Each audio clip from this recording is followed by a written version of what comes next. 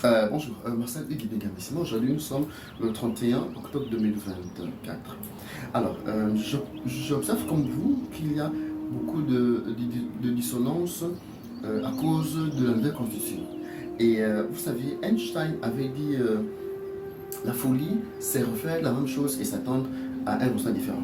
Nous savons tous que si nous allons à ce référendum, même si le non l'emporte, ils vont tout faire passer le parce que lorsqu'on a décidé de remettre les mêmes personnes aux commissions électorales, nous ne nous attendons pas à un résultat différent de leur.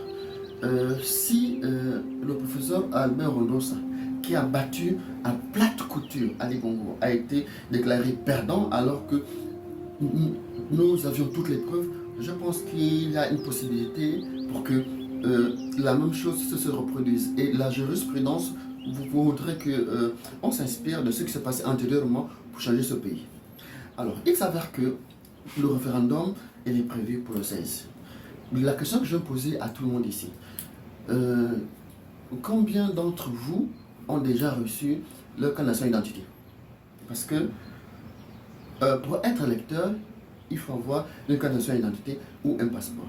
Combien de vous ont le carte nationale d'identité à jour et combien de vous d'entre vous ont des passeports à jour? Parce que nous ne devons pas reproduire les erreurs du passé et nous retrouver piégés dans une situation qui ne plairait à tout le monde. Alors, je demande au ministre de l'Intérieur, nous ne sommes en compétition avec personne. Monsieur le ministre, on prend notre temps. L'élection du 16, le référendum du 16 ne peut pas se faire parce que si nous voulons que ça change, il faut que les gens aient au moins leur carte nationale d'identité. J'avais proposé un chronogramme, les gens auraient eu leur carte nationale d'identité depuis le mois de mai-juin. Mais tout ce que j'ai proposé de ce côté-là n'a pas été accepté. Donc vous savez ce que vous faisiez. Maintenant, moi, j'ai une doléance à faire à la population gabonaise. Mes chers frères et sœurs gabonais, nous sommes en train de voir ce qui va arriver. Parce que le non va l'emporter. Mais avec ce qui est mis en place, ils ont tout fait pour que les mêmes conneries se reproduisent. Alors, j'estime que nous, à notre niveau, si vous pensez qu'on peut faire une marche pacifique de contestation, donc répondez-moi en ligne que nous sommes prêts à faire une marche pacifique de contestation. On peut dire non au référendum tant qu'on n'a pas vu clair, non au référendum tant qu'on n'a pas de cas de nationalité, c'est-à-dire l'élément qui nous permet d'aller voter. Parce que le référendum, c'est un vote. Donc, si vous pensez qu'on peut faire cette marche pacifique, dites-le moi en inbox, vous faites des commentaires, tout le monde. Dès que j'aurai 100, 200, 300 personnes qui sont partants pour la marche, je veux faire au nom de Gabon Transition et Développement une demande au ministère de l'Intérieur pour manifester pacifiquement. C'est-à-dire, le départ pourra se faire de Rio et aller, je suis capable dans ce bord de mer, dire qu'on n'est pas d'accord pour ce référendum. Parce que le pays là, c'est pour nous, le référendum, c'est pour nous. Les politiques ne vont pas changer ce pays. Ce pays-là, si nous voulons le changer, c'est ça de le changer. Parce que si nous faisons confiance aux politiques pour changer ce pays, ils ne le feront pas.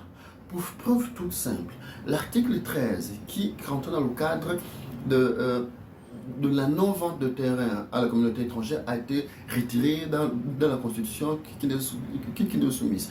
Pour montrer que les sénateurs et députés qui ont été nommés là ne sont pas pour le peuple, ils sont allés nous pondre une loi à l'article 76 qui dit que leur mandat est renouvelable sans limitation. Parce que lorsqu'on n'a pas limité la durée du mandat, 1, 2 ou 3 mandats, ça veut dire qu'ils vont se représenter ad vitam aeternam. Je pense à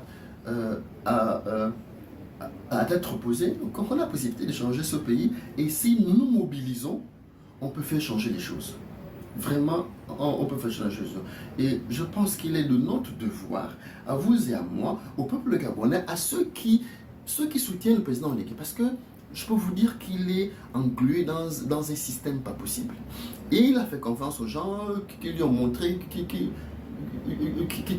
qu'ils allaient faire la même chose qu'ils ont fait à Ali Bongo. Et là, il est englué. Je pense qu'il est de notre devoir de venir en aide, de l'aider à sortir de ça. Lui, il a besoin que le peuple gabonais s'affirme, parce que même s'il cède aux pressions internationales, aux pressions des formations qui sont autour de lui, mais nous, peuple gabonais, nous pouvons nous mobiliser pour dire que le peuple est au-dessus de ça. C'est-à-dire que le peuple soutient le président et pas leur politique. Et ça, là, pour le faire, je sais que Brice va écouter cette vidéo. Brice, si nous faisons cette marche, c'est pour te sauver de la situation là tu es actuellement. Nous sommes des frangins de Pog, Chaga. On a besoin que ce pays soit restauré. Et on ne veut pas restaurer ce pays-là avec cette façon de faire les choses. Même si dans le temps, tu as été englué, je pense que tu as possibilité de sortir tête haute de ça et montrer que toi, tu es un garçon. Tu es un garçon, un vrai. Pas petit, un vrai garçon. Donc, Brice, nous, on va faire une marche pacifique. S'il te plaît, on a confiance en toi. On sait que les forces de l'ordre ne nous tireront pas dessus. On sait que les forces de l'ordre veulent changer parce qu'il y en a qui veulent changer des choses dans ce pays. Brice, laisse-nous manifester. N'envoie pas les gens nous tirer dessus. Même si d'autres personnes ont été contraires à tes aspirations, interdit à ceux qu'on nous tire dessus. Parce que nous, on va marcher pour contester contre cette constitution, pour contester contre ce référendum. Parce que lorsque on t'a plébiscité, c'est parce que tu avais d'abord enlevé le nom Bongo, c'était déjà une chose, mais plus parce que tu as dit désormais à la tête de ce pays, il fallait qu'on ait un Gabonais de père et de mère. Une femme gabonaise de père et de mère, eux-mêmes nés de parents gabonais. Nous ne sommes pas contre les binationaux, ce sont nos frères. On est nés ensemble, on a grandi ensemble, on a joué au foot ensemble. Mais pour la sauvegarde de l'intégrité territoriale, nous devons verrouiller la fonction présidentielle. Inspirons-nous des constitutions des autres. Bon, c'est important de le faire. Si certains le font ailleurs, nous aussi, on peut le faire chez nous. Ça, il faut verrouiller ça. C'est tout ce que j'ai à dire pour aujourd'hui. Je vous remercie à tous. Si vous pensez qu'on peut sauver ce pays ensemble, si vous estimez que c'est notre Gabon, c'est le seul Gabon que nous avons, je pense qu'on va faire quelque chose de très simple. Vous manifestez. Que non, vous êtes prêts à faire une marche pacifique. Je vais écrire, parce que je sais que le ministre va lire ça.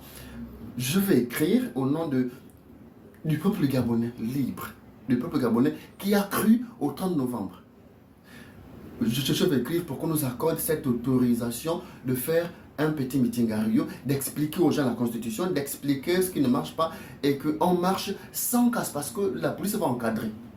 Sans casse, chose qu'un président, c'est dire qu'on n'est pas d'accord pour cette Constitution. Primo, on n'est pas d'accord pour la date du référendum parce que les Gabonais n'ont pas de pièce dans leur identité. Parce que entre l'élection présidentielle et là, ça fait 1 an et 2 mois déjà, je crois qu'on aurait dû avoir les cartes nationales d'identité. C'est la moindre des choses. Donc, on ne fait pas les choses qui ne rentrent pas dans le cadre des aspirations réelles du peuple. Parce qu'on n'ira pas aux élections référendaires si on n'a pas une carte d'identité. Je vous remercie en espérant que j'ai peut-être trop long. Bonjour chez vous.